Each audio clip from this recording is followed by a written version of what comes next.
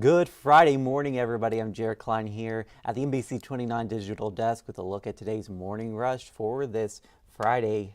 Hard to believe it's already Friday. Well, actually, it's not hard to believe. It's been a long week, but let's take a look at today's top stories.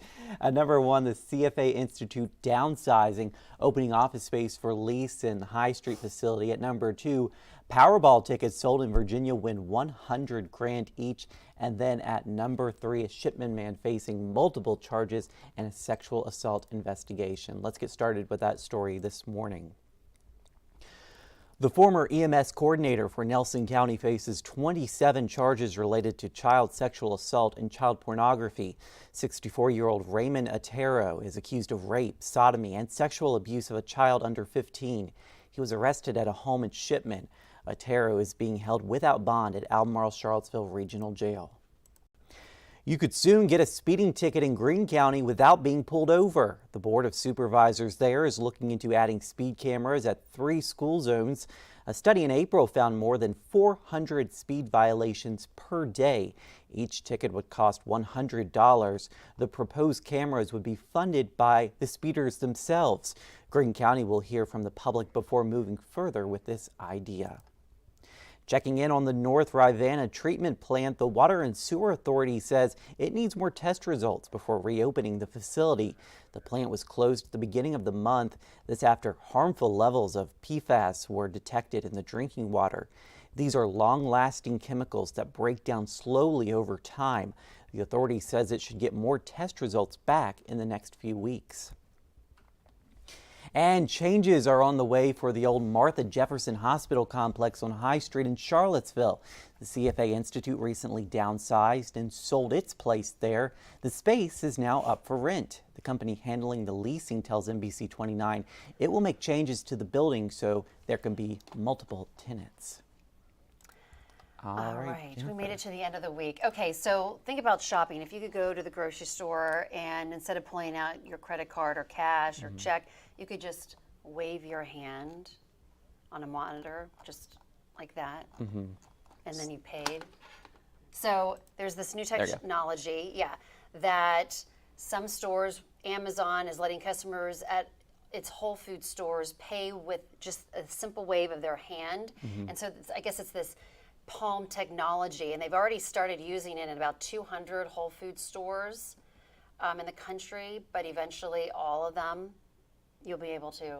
I feel like that opens up some privacy concerns for me. Right. That is a concern that might open up some privacy concerns, but you know, you could just walk in if you forget your wallet and just pay using your It'd be so much more simple, scanning of your palm. I don't know, it's kind of weird. I feel like I need to hand a credit card or something. Yeah.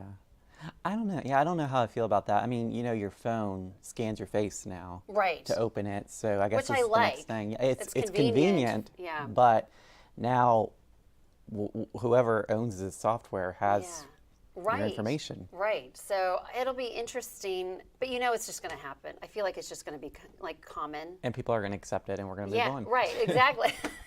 That's exactly right. So this is the future. This is the future, just using your palm to pay for things.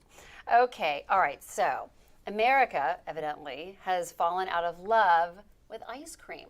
I don't believe it. I don't either. I mean, okay, so evidently, in 1986, Americans ate 18 pounds of regular ice cream. That's in 1986, 18 pounds. And then by 2021, it was down a third to 12 pounds per person. Ice cream consumption. Now that's regular. So they're saying that the shift is because of people becoming more health conscious. So less fat, you know, getting away from red meats and things that are high in fat. So that's kind of maybe the reason, but I don't look at it that way. I don't see anybody that doesn't like ice cream. I don't either. It's so good. So I mean, do health conscious people start I'm health conscious, but I still eat I was about full to say, fat what do they eat milk. do they enjoy anything they eat? I don't know. I mean, every once in a while, even if you're being healthy, you got to have that splurge even on just something. a scoop, even just like a little scoop, especially when it's so hot out. Oh yeah, especially when it's hot out. Yeah. So anyway, but supposedly it's trending down ice cream, regular ice cream consumption. So more for us. That's right. Okay, and look, take a look at this. This is a giant oarfish that was spotted in the waters of the northeast coast of Taiwan. How unusual is That's that? a very unusual And you'll looking see fish. someone touch it here in a second, which the thing kind of quivers away. It's kind of bizarre, but it's huge. A rare deep sea fish, yeah, spotted by these divers. In Japanese legend, the fish are said to beach themselves ahead of an earthquake or tsunami, but scientists have disputed that. But isn't it so unusual looking? Well, there are a lot of deep sea creatures, they say, that we don't know about. Right. Because we just haven't explored that much of the ocean. Right. We can't go down that deep and see. Yeah, that's very true. But this one's eyes are really yeah, it's wild. freaking It's me out. huge, though. It is look, very big, yeah. and look, oh, look there. It's like, oh, I didn't like that. Yeah, maybe don't touch it. Yeah, don't touch it. I don't think, if I was underwater, I don't think I'd want a human come down and No. mess with me. No. But But anyway, pretty neat, I thought. Pretty neat Yeah. stuff. All right, thank Okay. you, Jennifer. Let's take a look at that 7-day forecast. A high of 90 degrees today for our Fridays after 5. Make sure you don't miss that. That starts at Ting Pavilion at 5:30. First band hitting the stage. Then we've got a comfortable weekend with highs in the 80s, but less humidity. And then it looks like we're going to stay seasonable into next week. I hope you guys have a great Friday morning, a great weekend, everybody. We'll see you again on NBC 29 News at noon.